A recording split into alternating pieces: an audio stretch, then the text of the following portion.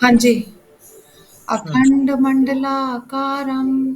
व्याप्तं येन चराचरं तत्पदं दर्शितं येन तस्मै श्रीगुरुवे नमः।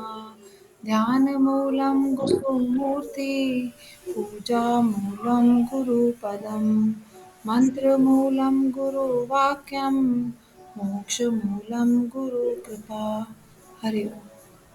बहुत अच्छे। नारायण।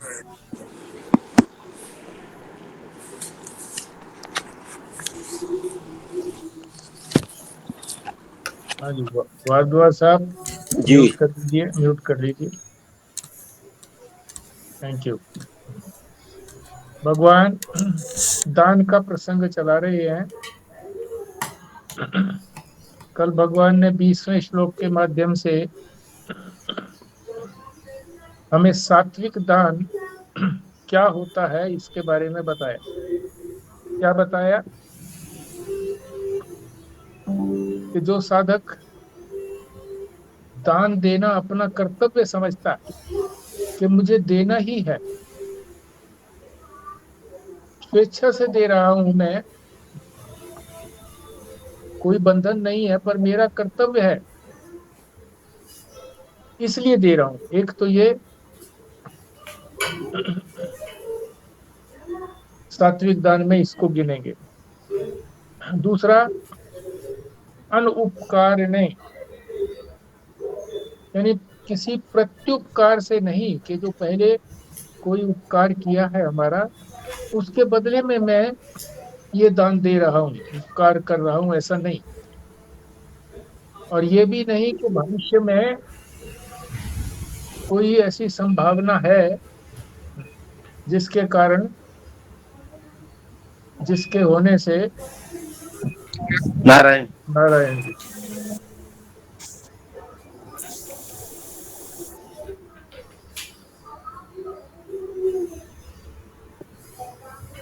एक मिनट, व्यवधान।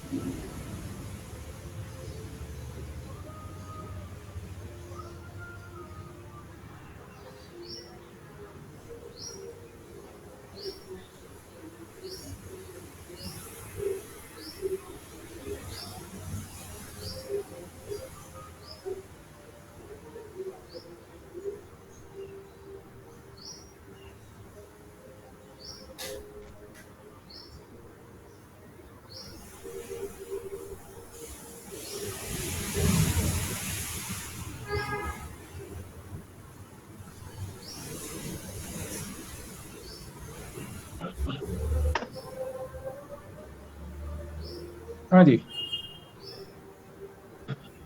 भूतकाल में कोई उपकार किसी ने किया है, उसके बदले में नारायण। नारायण मैं ये दान दे रहा हूँ, ये दृष्टि भी नहीं है। और भविष्य में भी कोई ऐसी संभावना नहीं है कि मैं जिसको दान दे रहा हूँ उससे मुझे कुछ उपकार मिलेगा, या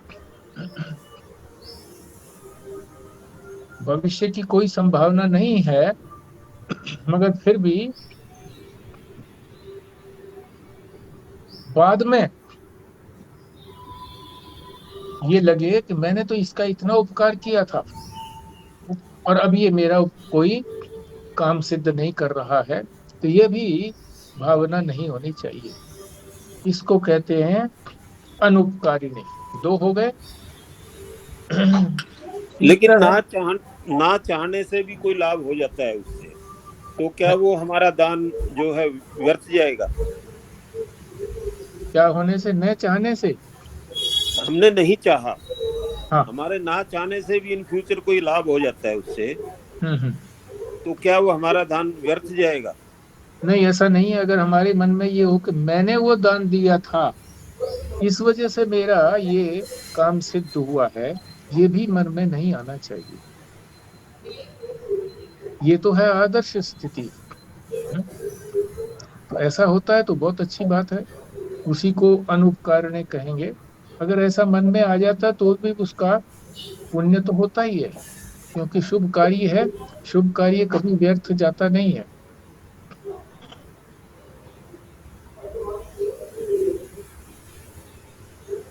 तीसरा देश की बात आ गई थी कि पवित्र देश में, स्थान पर ऐसा किया जाए, नदी के किनारे है। बहुत सारे जो है ना, हमारी गंगा नदी के आसपास सारे ही तीर्थ स्थल हैं, कहीं भी दान दिया जाए।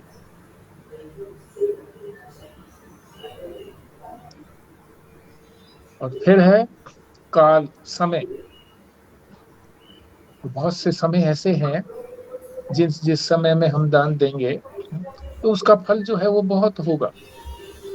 ये देश काल जो बताए हैं, इस दृष्टि से बताए हैं कि फल जो है उसका जो लाभ होगा बहुत गुना होगा। यदि देश और काल का भी ध्यान न रखें, दान देते हैं तो भी शुभ तो रहेगा, पर जो 10 गुना या 100 गुना लाभ होना था वो नहीं हो पाएगा। इतनी बात है। पात्र, पात्र जो है वो बहुत जरूरी है कि वो पात्र कैसा होना चाहिए।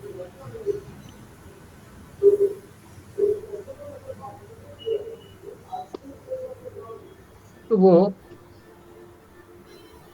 वेद में पारंगत होना चाहिए। वेद और उसके जो अंग हैं, 6 अंग, उनमें पारंगत होना चाहिए। नहीं तो ब्राह्मण हो और वेद पाठ करता हो,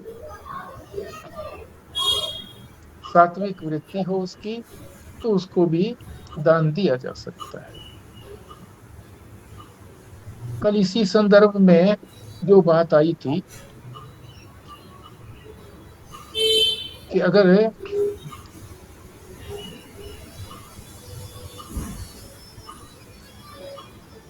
भगवान का ध्यान किसी भी तरीके से आए, उचित अथवा अनुचित, वो ध्यान आना चाहिए।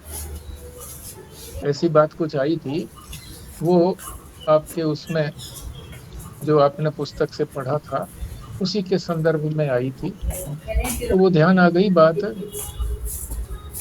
उसमें ये है कि हमारे यहाँ सनातन धर्म के अंदर इतने शुभ अवसर मिलते हैं कि अशुभ का सोचने का अवसर ही नहीं मिलता। अब जैसे नहीं आती, मैं पूरे टाइम नवरात्रे आते हैं 9 दिन, भगवती के, परमेश्वर का जो भगवती रूप है उसके लिए 9 दिन है।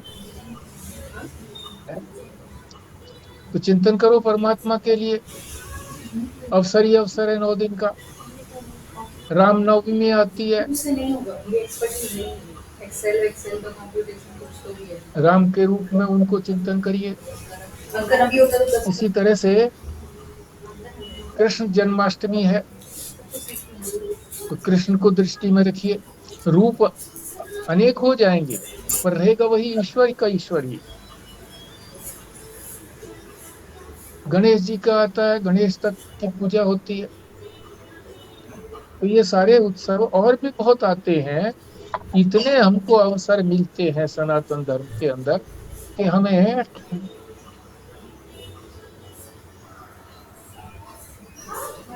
उनसे अवसर ही नहीं मिलता कि हम दूसरी बात सोचें। सनातन धर्म के अतिरिक्त जो ये बताए गए हैं कि इनके अंदर है, आप भगवान का स्मरण रहे, इन्हीं के अंदर स्मरण बहुत हो जाता है। ठीक है, चलो। तो पात्र की जहां तक बात आई थी, वो वेद पढ़ा लिखा तो होना ही चाहिए, वेद को पाठ भी करता हो नित्य प्रति, सात्विक वृत्ति से रहता हो, तो उसको दान दिया जाए। आज जो है रजोगुणी दान के बारे में भगवान बता रहे हैं 21वें श्लोक के माध्यम से। यत तु प्रत्युपकारार्थम फलम उद्देश्य वा पुनः दीयते च परिक्लिष्टम तद्दानम राजसं स्मृतम। हाँ जी, भारद्वाज साहब।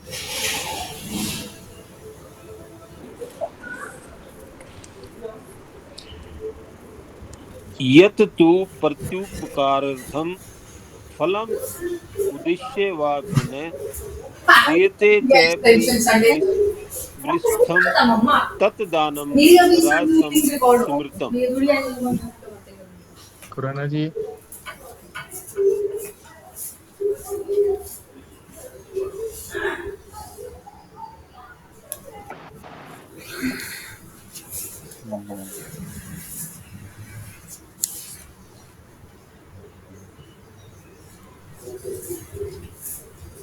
यत् तु प्रत्युपकार्थम फलम उद्दिश्य वा पुनः दीयते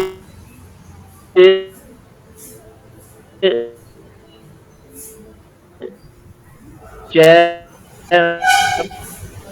परिक्लिष्टम तत् दानम राजसं स्मृतम। विमला जी। ओ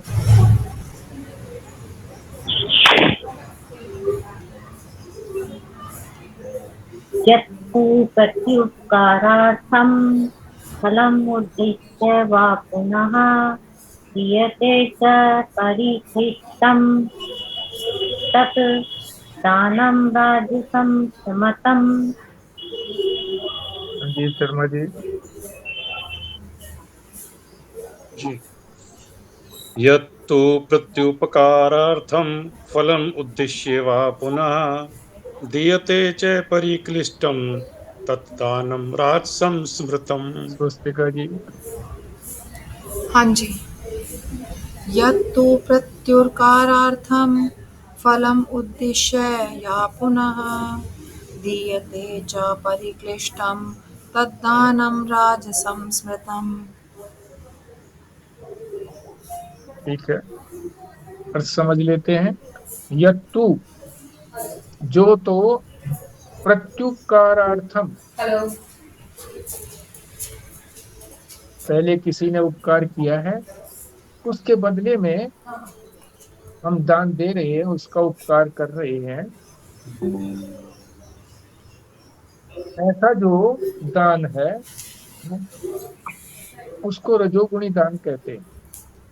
दूसरा, फलम उद्देश्य, फल उसका उद्देश्य रहना चाहिए कि मुझे ये फल मिले, इसलिए मैं ये दान कर रहा हूं। ये दूसरा लक्षण हो गया रजोगुणी दान का। तीसरा क्या लक्षण है? दीयते मतलब दिया जाता है, च परिक्लिष्टम, क्लिष्टम कहते हैं दुखी होकर के दिया जाए, परि माने चारों तरफ से, हर तरफ से दुखी होकर के अगर दिया जाए, तद दानम, उस दान को राजसम, राजस दान कहा गया, रजोगुणी दान कहा गया। तो तीन इसमें विशेषताएं हो गई जिससे ये रजोगुणी बन जाता है दान। प्रत्युपकार के लिए किसी ने कोई उपकार किया हुआ है पहले, उसके बदले में हम उसको दान दे रहे हैं। दूसरा, फल को उद्देश्य में रख करके, और तीसरा, खेद पूर्वक दिया जाए। तो प्रत्युपकार, चाहे इस लोक में किसी ने कोई उपकार करने की बात रही हो, चाहे परलोक में हो,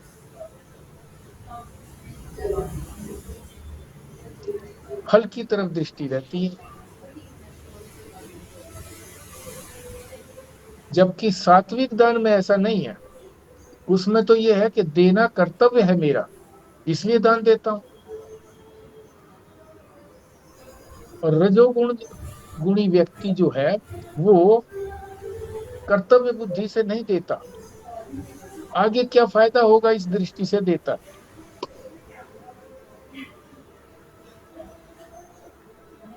इस दृष्टि से दान देता है कि इस लोक में मुझे लाभ हो या परलोक में फायदा हो, इसलिए दान करता है।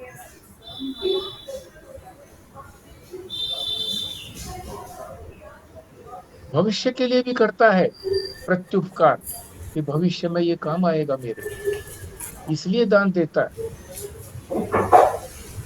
और आजकल जो है इस तरह का दान बहुत हो गया है। राजनेताओं को, मंत्री हैं या दूसरे प्रभावशाली नेता हैं, उनको इसी तरह का दान देते हैं कि किसी की भी सरकार हो, तो हमारा दान दिया हुआ जो है वो हमें काम आएगा, हमें कोई लाइसेंस किसी तरह का मिल जाएगा और अनेक तरह के फायदे होंगे। तो ये सारा रजोगुणी दान है। और आजकल इसी तरह का को वो चला हुआ भी था, जो जिसको कानूनी मान्यता दे दी गई थी, बाद में सुप्रीम कोर्ट ने उसको कहा कि ये उचित नहीं है कानूनी मान्यता देना ऐसे को। तो आपको मालूम होगा उसका क्या नाम है? Electoral bond. इलेक्टोरल बॉन्ड, हाँ, मतलब इलेक्शन के लिए दान दिया है जी। उसको कानूनी मान्यता दे दी गई थी, पर जब उसके लिए किसी व्यक्ति ने सुप्रीम कोर्ट में डाला कि ये तो उचित नहीं है, तो सुप्रीम कोर्ट का यही मत था कि ये इलेक्टोरल बॉन्ड जो है ये चाहे कानूनी मान्यता है, पर ये करप्शन ही है एक प्रकार की।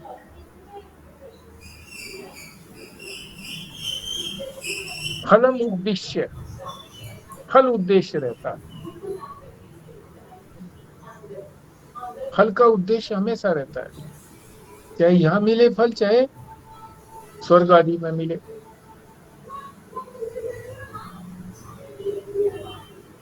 फिर है परिक्लिष्टम। क्लिष्टम कहते हैं दुख को।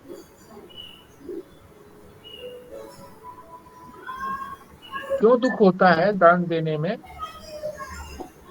क्योंकि दान से मोह है, उससे धन से मोह है। मोह कहो, लोभ कहो, धन से लोभ है, देना नहीं चाहता, मोह है, इसलिए देने में दुख होता है। यही सोचता है कि बिना दिए काम चल जाए तो और भी अच्छी बात है, थोड़ा दे दिए से काम चल जाए तो और भी अच्छी बात है, ज्यादा क्यों दूं। और बाद में भी कई बार ऐसे होता है कि दान दे दिया, फिर बाद में मन में आता है कि इससे थोड़ा देता तो भी काम चल जाता। तो खेद बना ही रहता है, बाद में भी बना रहता है देने के बाद।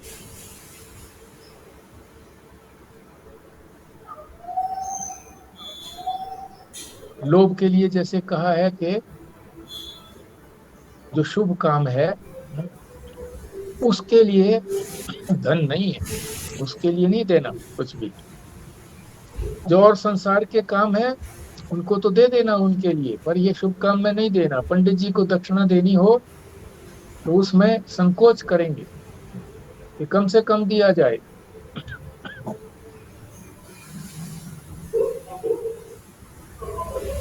सामग्री के लिए जो बता देता है कि भाई इतनी इतनी ये सामग्री लानी है, तो जानबूझ करके पर्चा ज्यादा बना देता है, ऐसा उसके मन में रहता है।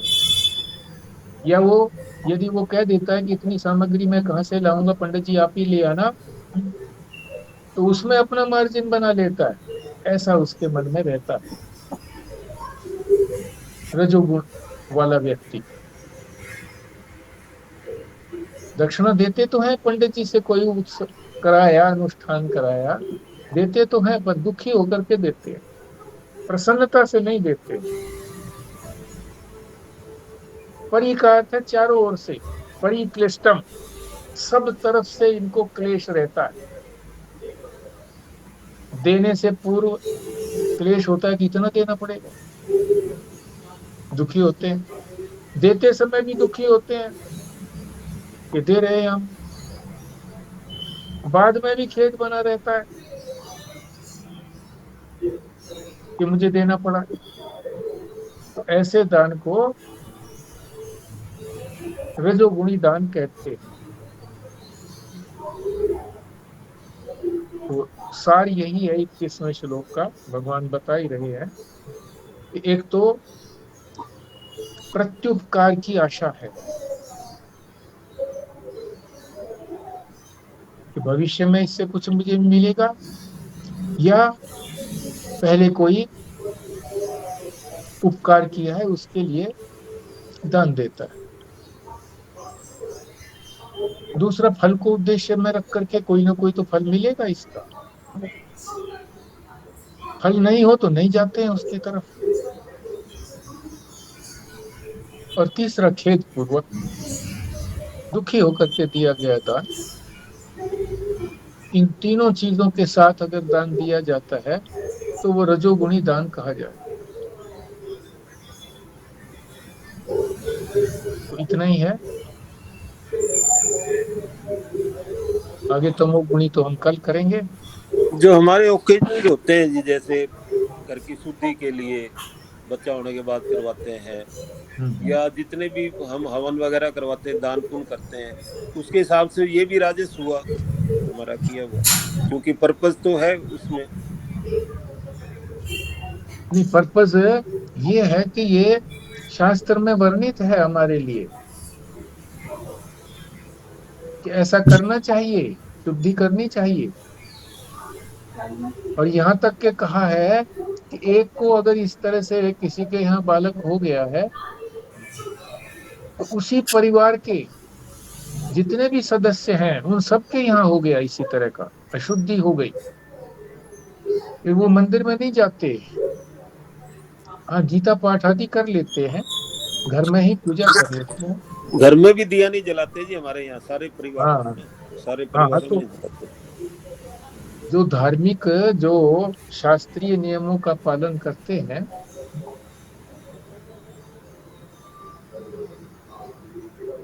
वो तो चाहता है शास्त्र, भगवान चाहते हैं कि मेरा जो संविधान है इसका पालन करें। संसार का संविधान के लिए तो डंडा लगा होता है, पुलिस होती है, जब भी डंडा मार दिया जाता है, दंडित कर दिया जाता है। पर यहाँ इस तरह से दंडित नहीं किया जाता। दंड तो मिलता है पर वो दूसरे ढंग से दंड मिलता है। अब अमेरिका में बुलाते हैं पंडित जी को, अच्छा, हवन वगैरह करवाने के लिए। हाँ, हाँ, तो वो पंडितों के अपने अपने रेट है वहाँ। कोई $350 लेता है, कोई $500 लेता है, ये वो। और सामान भी वही लेके आते हैं, जो भी वो बोल देते हैं जितना हो तो दे देते हैं। लेकिन यही रहती है कि 350 वाला मिले। What is this? हाँ, हाँ। तो इसमें अपनी स्वतंत्रता नहीं रहती है। ये पहले जो था ना, मांगते नहीं थे। शिक्षा के क्षेत्र में भी कोई मांग नहीं थी। राजा के लड़के भी आते थे, निर्धन के लड़के भी आते थे, उनको पढ़ाते थे। तो कोई किसी तरह की कोई मांग नहीं होती थी, राजा से भी मांग नहीं होती थी। बाद में ये था कि गुरु दक्षिणा जो उसकी मर्जी हो वो दे। और आजकल तो शिक्षा का भी इसी तरह से व्यवसायीकरण हो गया है, पंडितों का भी व्यवसायीकरण हो गया है। अब वहाँ जो है एक पंडित आता है हमारे, वो सिस्को में बहुत बड़ा इंजीनियर था। After retirement he started this है जी। इसने सीखा, और लैपटॉप लेके आता है, सारा सामान लेके आता है, अपनी गाड़ी में बैठ के आता है, $500 लेता है वो। अपना सामान लेके आएगा, फिर वो उसमें से लैपटॉप में से पढ़ के, अब क्या ज्ञानी है क्या नहीं, वी डोंट नो, लेकिन मन में श्रद्धा तो होती है, हमने तो करवा ही दिया, चलो भगवान के जो अवेलेबिलिटी है उसी में करवा पाते हैं चीजें। हाँ वो ठीक बात है जी। अब वो यहाँ से कैसे उसको मंगवा पाएंगे पंडित को? प्रकांड पंडित ढूंढना कठिन होगा यहाँ से। यहाँ वालों को ही कठिनाई पड़ती है कि सही पंडित को ढूंढने में, और फिर वहाँ जो बैठा वो यहाँ से सेलेक्ट करे और फिर उसको वहाँ बुलाए, फिर छोड़े यहाँ पर। बड़ा अच्छा प्रोफेशन है जी वहाँ, ये बड़ा अच्छी कमाई कर। हाँ हाँ मेरे को भी कहते हैं वो कहीं, आप भी तो पंडित हो, आप शुरू कर दो। मुझे कुछ नहीं आता भाई, ना मुझे कमाने की इच्छा है मुझे। हाँ, कमाने की इच्छा हो तो सब कुछ सीख लेता है आदमी, देर थोड़ी लगती है।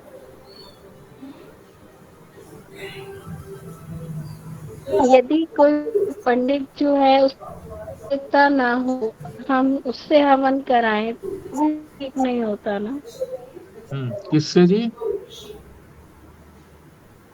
जो पंडित है, यदि हमें ये लगे इस पंडित के अंदर पात्रता नहीं है हवन करवाने की, हाँ हाँ हाँ हाँ, तो नहीं करवाना तो चाहिए। उसका दोष कभी करवाते हैं लोग, तो उसका किसको असर पड़ता है?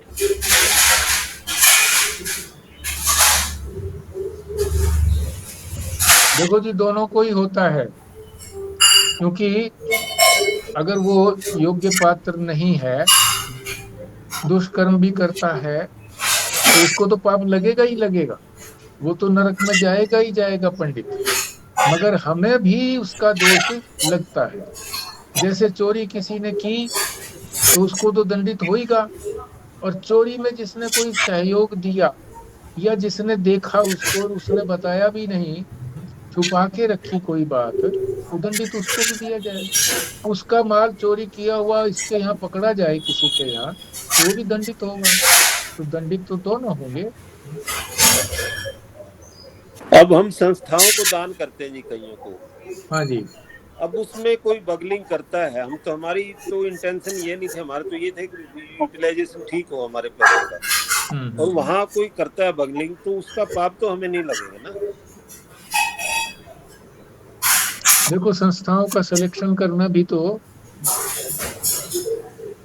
चाहिए ना, उसका संस्थाओं का कैसी संस्था है, उनके कार्यकलाप को समझ करके, अगर कार्यकलाप उनका ठीक है तो ठीक है।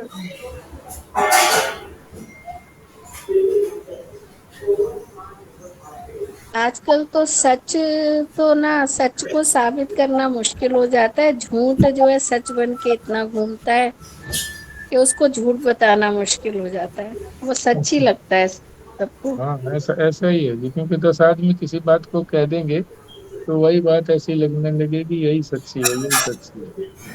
हम सभी को बेईमान मानने लगे हैं जी, बस साइकोलॉजी हो गई है, नथिंग है, कुछ नहीं है कि सारे बेईमान नहीं है। इवन देन फिर भी हम यही कहते हैं जरूर किया होगा कुछ। हाँ, जरूर किया होगा, ठीक बात है।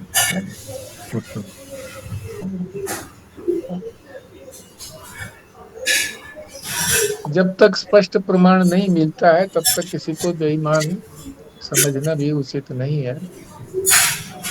और अगर हमें ये पता लगे कि हमने करवा भी लिया है उससे, और हमें यही रहे कि नहीं ये श्रेष्ठ पंडित है, तो ठीक है भाई, श्रेष्ठ ही है वो। हमारी मानसिकता जैसी रहती है तो वैसी कराने के समय भी रहनी चाहिए और बाद में भी रहनी चाहिए कि हमने ठीक कराया। लेकिन लगता है जी, कईयों से करवा के बड़ी सेटिस्फेक्शन होती है, बहुत अच्छा लगता है करवाने के बाद, उसने ठीक करवाया नहीं करवाया डोंट नो, लेकिन अच्छा लगता है, बहुत अच्छी सेटिस्फेक्शन होती है, ठीक करवाया उसने, बढ़िया करवाया। कईयों से नहीं हो पाती, चाहे उसने ठीक ही करवाया, उसने बड़ा जोर लगाया, नहीं हो पाती कई बार।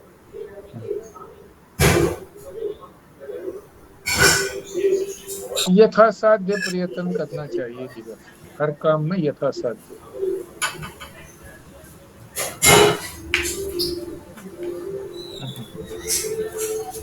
वर्षा शुरू हो गई। चलो आप अपनी वो पुस्तक का कहिए अब, दैन नंदिनी।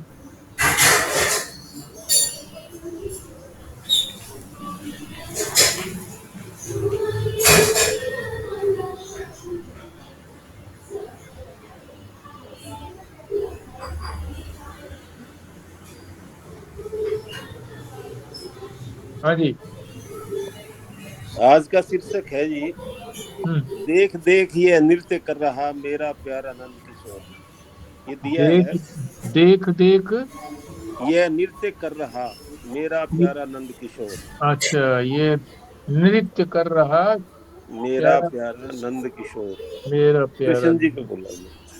हाँ, कृष्ण जी का, हाँ, कृष्ण जी के सुंदर स्वरूप का वर्णन। हाँ जी, बोलिए फिर। आओ आपको ईश्वर से मिला दे। क्यों? क्योंकि ईश्वर में किसी प्रकार का दुख नहीं है, सब सुख ही सुख है। परमेश्वर की प्राप्ति केवल शांति विश्राम नहीं है, केवल आराम समाधि अथवा सुख में नहीं है, अपितु संपूर्ण अनर्थों की निवृत्ति होकर के परमानंद की प्राप्ति वहां होती है। आप सोचते हैं कि हमारी आत्मा असंग है और इतने से ही काम चल जाएगा। नहीं, आपके मन को दुनिया से असंग होना पड़ेगा, तब काम चलेगा। आत्मा दुनिया से असंग है, यह स्थिति तो सांख्य और योग से मिलती है, लेकिन मन दुनिया से असंग है। आपके मन को यह शक्ति भक्ति से मिलती है। आओ नंद बाबा के आंगन में देखो, सायंकाल है, अथाई पर नंद बाबा बैठे हैं। यशोदा मैया और वे नन्हे से सांवरे सलोने को बड़े प्यार से देख रहे हैं। नन्हा सा नंद नंदन, उसका नन्हा सा मुंह, नन्ही नन्ही दंतुलियां और उस पर मुस्कान एवं नन्हे नन्हे हाथ एवं तथा पांव, कमर में करधनी, नन्ही सी कछोटी, पाँव में नुपुर, हाथ में कंगन और गोपियां ताली बजाती हैं। और नंद बाबा के आंगन में यह नंद नंदन श्याम सुंदर नाच रहा है। प्रेम से चित्त की स्थिरता की जरूरत नहीं होती। प्रेम करना और मन को एकाग्र करना, ये दोनों बात एक साथ नहीं चल सकती। यहाँ तो अपने आप को भूलकर उसके साथ मिल जाना होता है। यहाँ अपने अहंकार को मिटाया नहीं जाता। यहाँ तो सारा का सारा अहंकार प्रियतम में मिल जाता है। केवल परमानंद ही परमानंद इस प्रेम में रहता है तथा अचल भगवान नहीं होता है। वहाँ तो नाचता हुआ भगवान होता है। मंत्र मुग्ध भोला भाला ईश्वर अपनी ईश्वरता को भूलकर नाच रहा है और गोपियां अपने जीवत्व को भूलकर ईश्वर को नचा रही हैं। अपना आपका हृदय वृंदावन है, आप स्वयं नंद यशोदा हैं, अपनी चित्तवृत्तियां गोपी हैं और उनके बीच कभी दिखता हुआ और कभी ना दिखता हुआ, कभी नाचता हुआ कभी हंसता हुआ, कभी बोलता हुआ कभी लेटा हुआ, कभी तिरछा कभी सीधा, सचिदानंद घन नंद नंदन मंद मंद मुस्कुराता हुआ आपके हृदय में नृत्य कर रहा है। अरे विश्व, क्या मुझे लुभाने का करता है व्यर्थ प्रयास? नहीं जानता मेरे उर्मे दिख रहा है प्रिय का मृदु हास। भले फूट जाए ये आंखें पर न लखेंगी तेरी ओर, देख देख ये नृत्य कर रहा मेरा प्यारा नंद किशोर। ये है जी। अब इसको संक्षेप रूप में अगर बताना हो तो कैसे बताएंगे?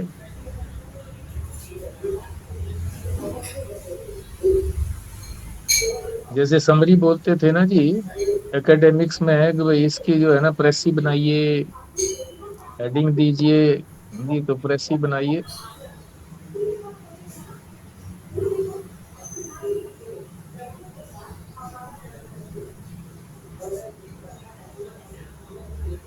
दो बात निकली है जी। एक तो आत्मा तो शुरू से असंग है ही है मन में। पहली बात तो ये कि अपने मन को दुनिया से असंग करना पड़ेगा। तो ये इसमें सार में नजर आता है। दूसरा, प्रेम में चित्त की स्थिरता की जरूरत नहीं होती है। इसमें जैसे एकाग्र करना मन को और प्रेम करना दो अलग वस्तु हैं।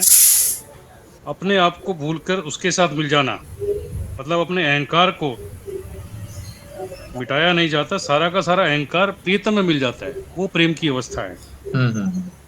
और ये जो प्रेम है यही परमानंद है। वो लिखा है कि ये केवल परमानंद ही परमानंद इस प्रेम में रहता है। तो सार तो यही नजर आता है जी इसको करके कि प्रेम में चित्त की स्थिरता की जरूरत नहीं है। प्रेम में अपने अहंकार को परमात्मा के साथ ही मिला देना है।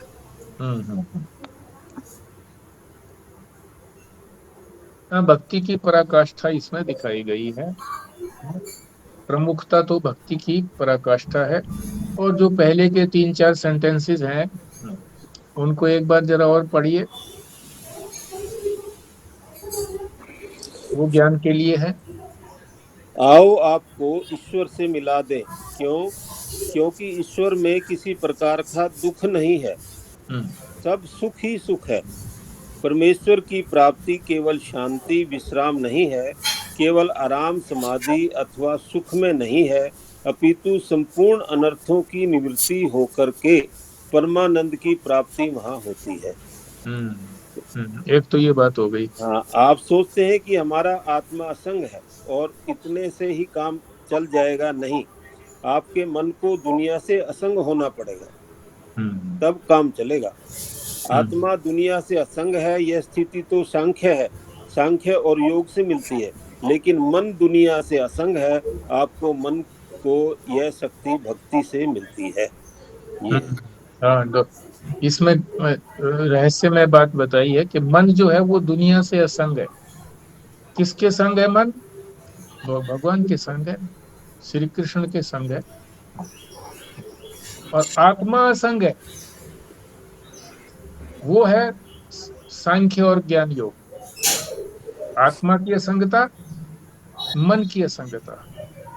भक्ति में मन की असंगता है। मन जो है वो संसार के साथ नहीं चिपटा हुआ, वो श्री कृष्ण ईश्वर के साथ चिपका हुआ है, उसके साथ लगा हुआ है।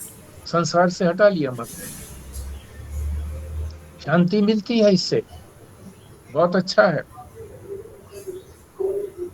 मगर अनर्थों की आत्यंतिक निवृत्ति और परमानंद की प्राप्ति वो आत्मा की असंगता से आती है। आत्मा असंग है, संसार से भी असंग है, हमारे शरीर से भी असंग है।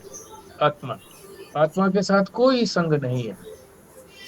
ये एक रहस्यपूर्ण बात है कि मन की असंगता भक्ति में, आत्मा की असंगता ज्ञान में।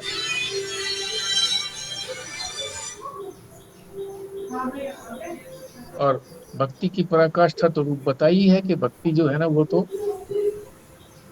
प्राण है, प्राण है, जीवन है।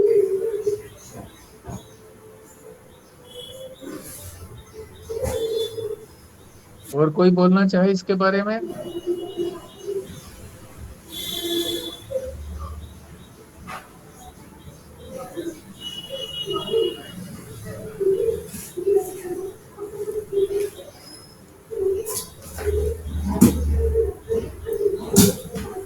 जी प्रणाम जी। हाँ जी, मैंने अभी शेयर किया है जी लिंक ना जी, आनंद रस रत्नाकर का। उसमें 366 वीडियो, मतलब हर दिन के हिसाब से। तो जो साधक लाभ लेना चाहें सुन सकते हैं, 15-20 मिनट का, जितना कभी 10 मिनट का जो यूट्यूब पे वीडियो है, उसी पेज के ऊपर खोल सकते हैं। हर पेज का अलग अलग करके ना जी, उसमें उन्होंने वीडियो बना रखी है हर पेज की, तो ताकि सभी के पास पुस्तक नहीं है तो कम से कम इस वीडियो से लाभ ले सकते हैं। उसमें उन्होंने एक्सप्लेन भी कर रखा है स्वामी जी ने उसके बारे में। तो 10 मिनट में ही मतलब सारा ये 366 पेज का हो जाता है? नहीं, एक पेज का है जी, एक पेज का 10 मिनट अच्छा, का ना, 10 मिनट की वीडियो पेज की। तो जिस दिन का आज का जैसे करना है, तो आज की वीडियो देख ली 10 मिनट की, उसमें सार नजर आ गया, अपने आप को पता चल गया कि भी आज का ये सार था, और इसके ऊपर अगर कुछ चर्चा हो सकेगी तो ठीक है। कर ये डेट वाइज दिया हुआ है उन्होंने जी, आज की डेट का था, ये मंथ लिखा हुआ है, डेट लिखी हुई है, कल का फिर कल की डेट आ जाएगी। वो तो फिर आपने छोड़ दिए होंगे ना पीछे काफी सारे, अगस्त में दिया होगा ना, ये तो अगस्त वाला ऐसे दिया क्या? मैंने शुरू से भेज दिया जी, एक पेज से लेकर के आखिरी तक है पूरा वीडियो, 366 वीडियो उसमें लिंक में आ जाएंगी, जिसकी जोन सी खोलनी हो वो खुल जाएगी उस दिन की। अच्छा, अब सभी खोल पाएंगे क्या इसको? सभी खोल पाएंगे जी, कोई दिक्कत थोड़ी है। नहीं तो अपने तो यूट्यूब पे टाइप करेंगे तो अपने आप आ जाता है, आनंद रस रत्नाकर टाइप करेंगे तो तुरंत आ जाएगा। तो मतलब कल का कौन सा रहेगा, अगर उनको ये पता हो भाई हाँ कल ये रहेगा, तो उस पर चिंतन करके आ सकते हैं वो? हाँ बिल्कुल आ सकते हैं जी। कल की वीडियो, कल की डेट में भी इसमें वीडियो है, 366 वीडियो है उस लिंक में। जोन सी वीडियो उस डेट लिखी हुई है, उस डेट के उस वीडियो देखो, उसी को देख लो बस। कल का है जी भागवत दर्शन में बिखरे मोती। तो जैसे आज 13 तारीख है, 13/8, 14 अगस्त का खुला है। 14 अगस्त का देख लेंगे कल के लिए, है ना। हाँ, भागवत दर्शन में बिखरे मोती। मैंने भेज दिया जी, आप बाद में लिंक देखेंगे ना जी, जब सत्संग के बाद एग्जिट होंगे तो उसमें लिंक में ग्रुप के ऊपर लिंक है कोई। हाँ तो ठीक है जी, हाँ, ये तो ठीक रहा। पहले से ही देख लें कल के बारे में, कल जो चर्चा होगी तो उसमें चिंतन कर लेंगे। हाँ जी।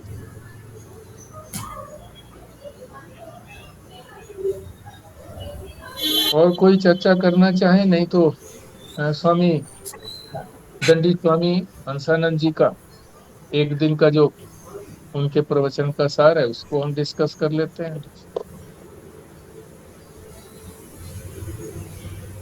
ठीक है जी। ये लिंक पर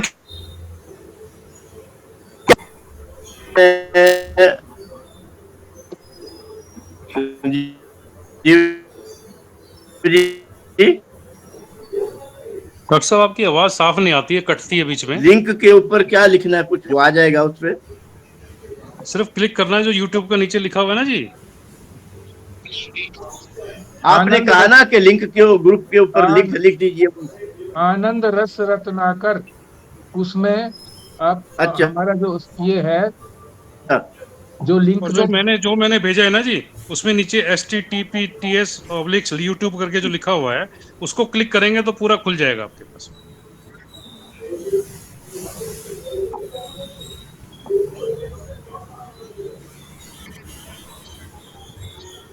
संजीव भैया, उसमें कुछ ऐसी ऑप्शन है कि हम डेट डालें तो ऐसा कुछ है क्या उसमें?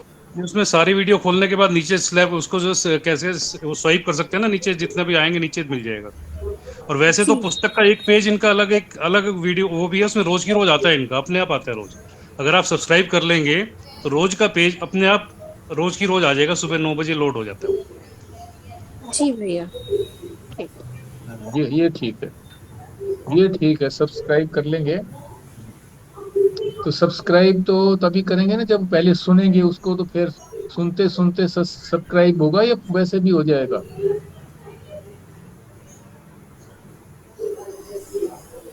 वैसे भी हो जाएगा जी, सिर्फ नाम लिखेंगे ना, आनंद रस रत्नाकर लिखेंगे या स्वामी इनका नाम लिखते हैं अगर गोविंदानंद जी का, तो भी वहीं पर आ जाती है, वीडियो आती है, उसको सब्सक्राइब कर लेते हैं तो अपने आप आने लगेंगे। उसके जितने भी वीडियो अपलोड करते जाएंगे वो अपने आप ऑटोमेटिकली आ जाते हैं अपने पास।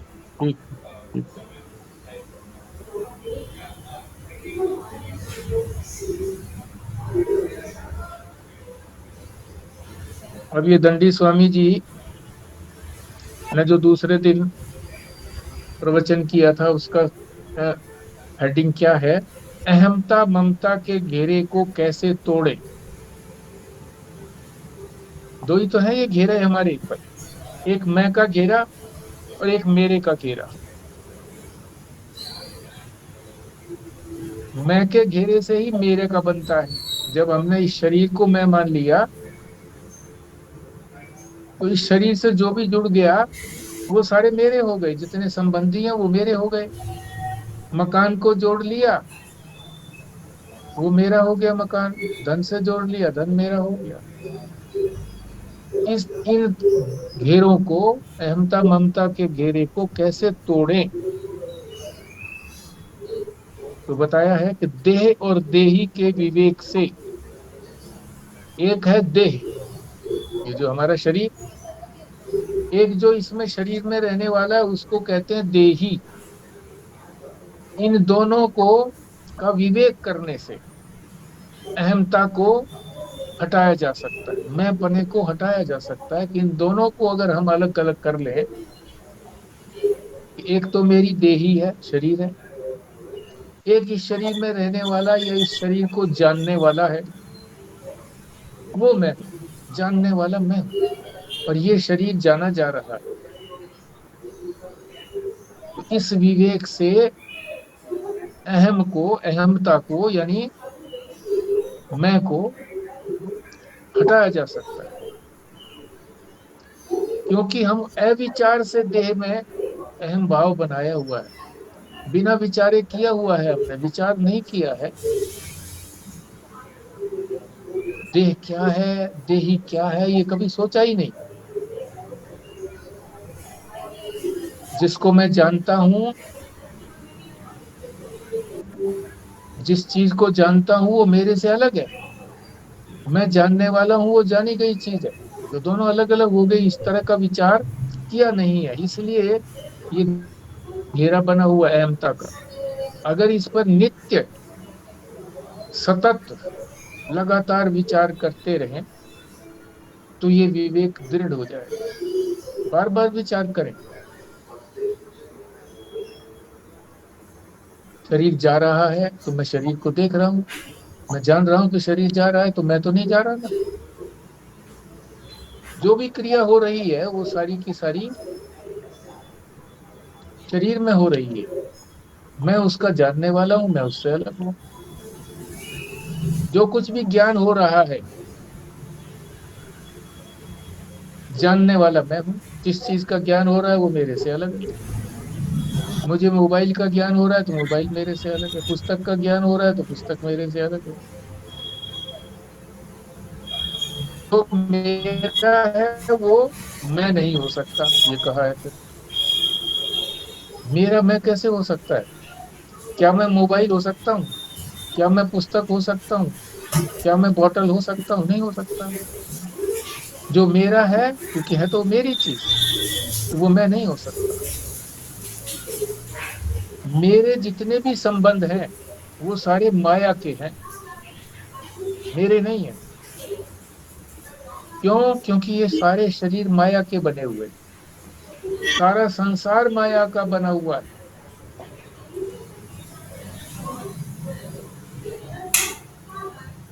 माया किसको कहते हैं? जो है नहीं पर दिखती है।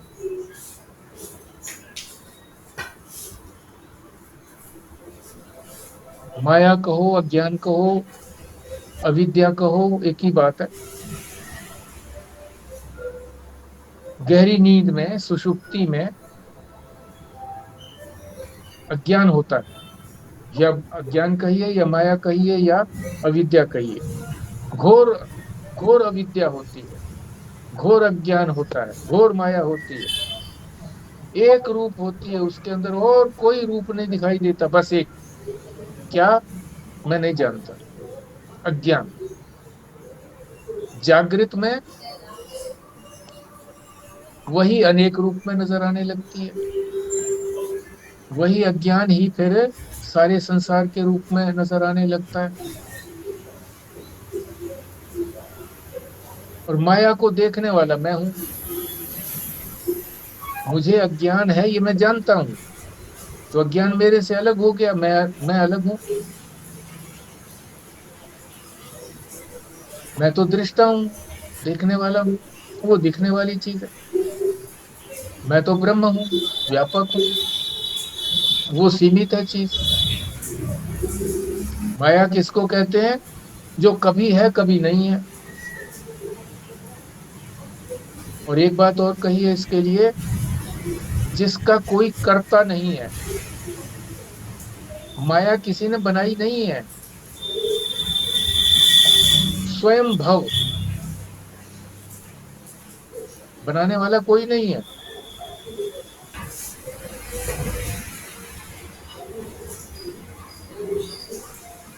जैसे उदाहरण से समझें, स्वप्न। स्वप्न कोई हम बनाते हैं क्या?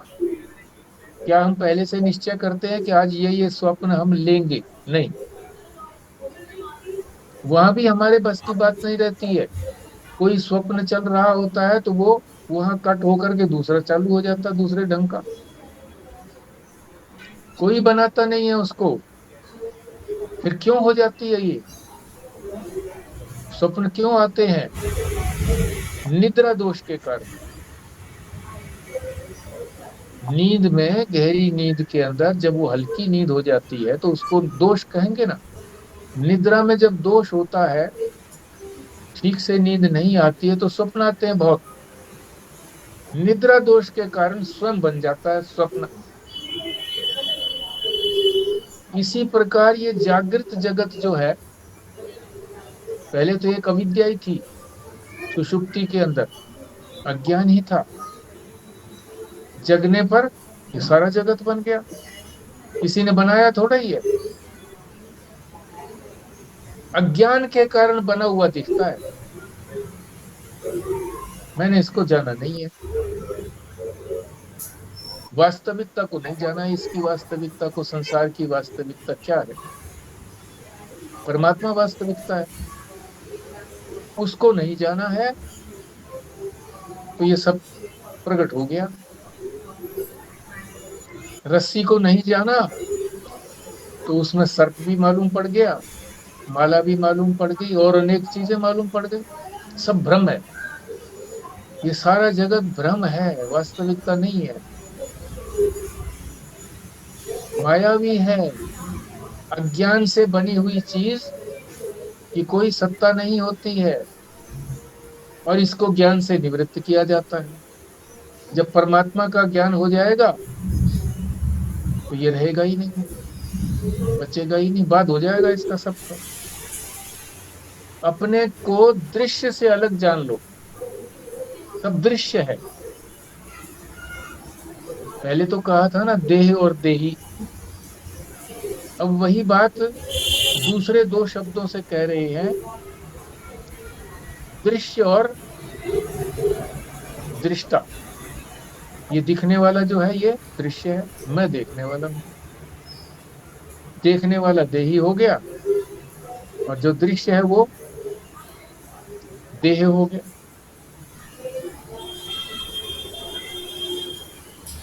अपने को दृश्य से अलग कर लो, हम तो दृश्य के साथ जुड़ जाते हैं। सिनेमा देखने गए, वहां जो जो दृश्य आ रहे हैं उन दृश्यों से इतने प्रभावित हो जाते हैं कि रोने लग जाते हैं।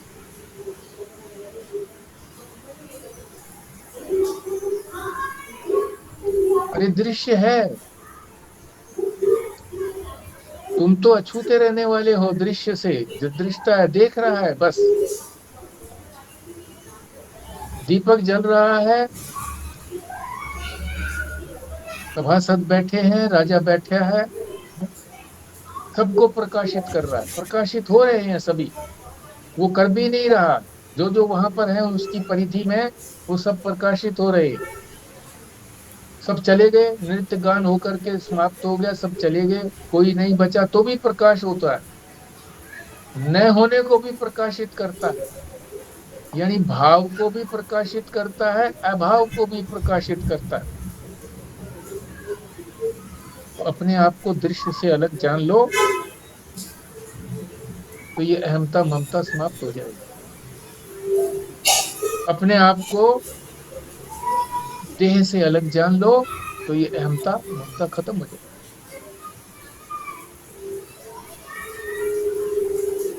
आगे इन्होंने ये भी बताया है कि अभिमानवत अभिमान करना चाहिए। अभिमान तो नहीं करना चाहिए, पर व्यवहार करते समय ऐसे लगे कि भाई ये इस शरीर के साथ जुड़ गए हैं, मन बुद्धि के साथ जुड़ गए हैं। अभिमानवत, मैं मान लिया इन्होंने। अभिमान का मतलब मैं मान लेना, किसी चीज को गलत को मैं मान लेना, उसी को तो अभिमान कहते हैं। व्यवहार करने में ज्ञानी इस तरह से करता है कि लगता है दूसरों को ये भी हमारी तरह से व्यवहार कर रहे हैं, ये भी सुखी दुखी हो रहे हैं, लगते हैं। अभिमानवत, मान लो वो, मानो वो, उनको अभिमान हो रहा है। इस तरह से, इस तरह का अभिमान करना चाहिए। फिर प्रलय की भी बात बताई थी। एक होती है नित्य प्रलय, रोज गहरी नींद के अंदर, सुषुप्ति के अंदर नित्य प्रलय होती है। रोज की रोज सब संसार मिट जाता है, कुछ भी नहीं रहता, न शरीर रहता, कुछ और भी कुछ नहीं रहता, केवल चेतन तत्व रहता है, आत्मा रहती है।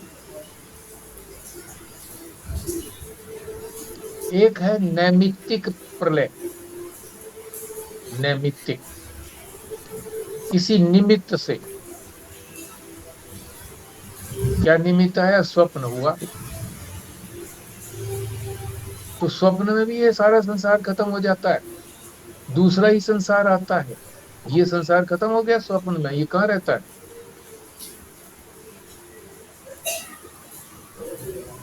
जो यहाँ होते हैं उनको अनुभव नहीं करते, जो मर चुके हैं उनका अनुभव हो रहा है। अपने आप को भी मरा हुआ देख लेते हैं बहुत बार। तो ये निमित्त से, किसी कारण से प्रलय हुई है। क्या कारण है? कि निद्रा में दोष आ गया, ये कारण है, निमित्त। इसलिए नैमित्तिक प्रलय वो भी रोज होती है। गहरी नींद किसी दिन सारी रात आती रहे तो नहीं होती, फिर भी वो तो नित्य है। ये किसी निमित्त से होता है ऐसे। तीसरा है महाप्रलय। जब प्रलय काल होता है तो ये सारा जगत जो है यूं का यूं अपनी सारी वासनाओं सहित, संस्कारों सहित यूं का यूं अज्ञान में लीन हो जाता है। माया कहो उसको, माया के अंदर लीन हो जाता है। ब्रह्मा जी का जब दिन होता है तब सारे यूं के यूं खड़े हो जाते हैं। इसको जागृत की प्रलय कहेंगे कि जागृत के अंदर जो भी संसार था वो सब लीन हो गया। फिर आगे बताया आत्यंतिक प्रलय। ऐसी प्रलय कि फिर कभी जन्म नहीं होता। आत्यंतिक प्रलय वो कब होती है? ज्ञान होने पर। ज्ञान होने पर फिर कोई जन्म भी नहीं होता और कोई ये संसार भी दिखता है तो बाधित रूप से दिखता है, जन्म भी नहीं होता। इसको कहते, ये होता है ज्ञान होने पर। ज्ञान होने पर आत्यंतिक प्रलय। और जागृत का सारा संसार प्रलय हो जाए, जब ना रहे तो उसको महाप्रलय। और नींद में का दोष हो जाए, नींद में दोष हो जाए तो उसको कहेंगे नैमित्तिक प्रलय, एक निमित्त से। और नित्य प्रलय तो सुषुप्ति में रोज की रोज हम होती ही है। सुषुप्ति के अंदर कुछ नहीं रहता, शरीर से लेकर के अहंकार पर्यंत कुछ भी वहां पर नहीं है। अज्ञान ही अज्ञान है कि मैंने कुछ नहीं जाना। ये उन्होंने दूसरे दिन में बताया था, उसका संक्षिप्त है ये। इसमें किसी को बोलना है तो बोलिए।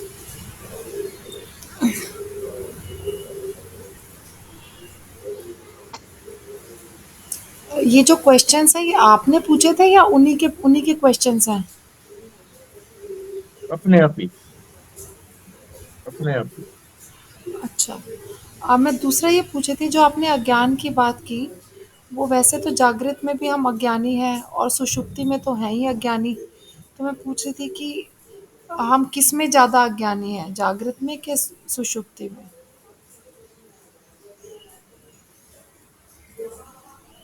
देखो, सुषुप्ति का ज्ञान हमें कोई तंग नहीं करता, कोई दुख नहीं होता। कैंसर का रोगी दुख से तड़प रहा है, नींद आ गई उसको, चाहे कुछ मिनटों के लिए आई, सब भूल गया, सब कुछ। कष्ट नहीं है वहां पर, कष्ट नहीं है। कष्ट कहाँ है? जागृत में और स्वप्न में। स्वप्न का कष्ट जो है वो तो जगने पर खत्म हो गया, बचा नहीं। शेर झपटा था उस वक्त है, तो सोचा था मर गई, आंख खुल गई, बच गए। तो वो भी कष्टदायी इतने समय तक ही है जितने तक वो स्वप्न है। जगने के बाद वो भी समाप्त हो जाता है, उसके लिए कोई प्रयत्न नहीं करना पड़ता।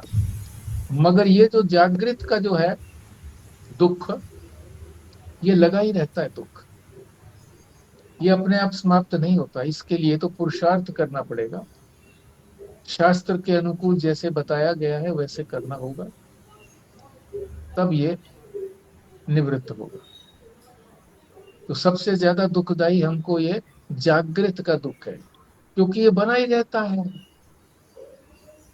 सवेरे से लेकर जब से जगते हैं, जब तक सोते नहीं है, तो दुख बना रहता है।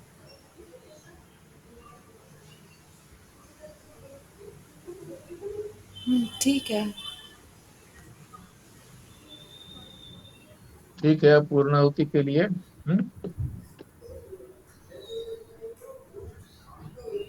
हाँ जी, करो जी, करो। भारद्वाज साहब आप करिए।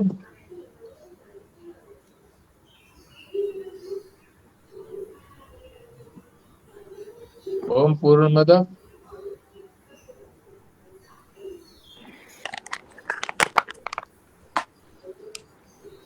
ओम पूर्णमद पूर्णमिदं पूर्णात् पूर्णमुदच्यते पूर्णस्य पूर्णमादाय पूर्णमेवावशिष्यते। ओम शांति शांति शांति। ओम नारायण नारायण नारायण। नारायण जी नारायण जी नारायण।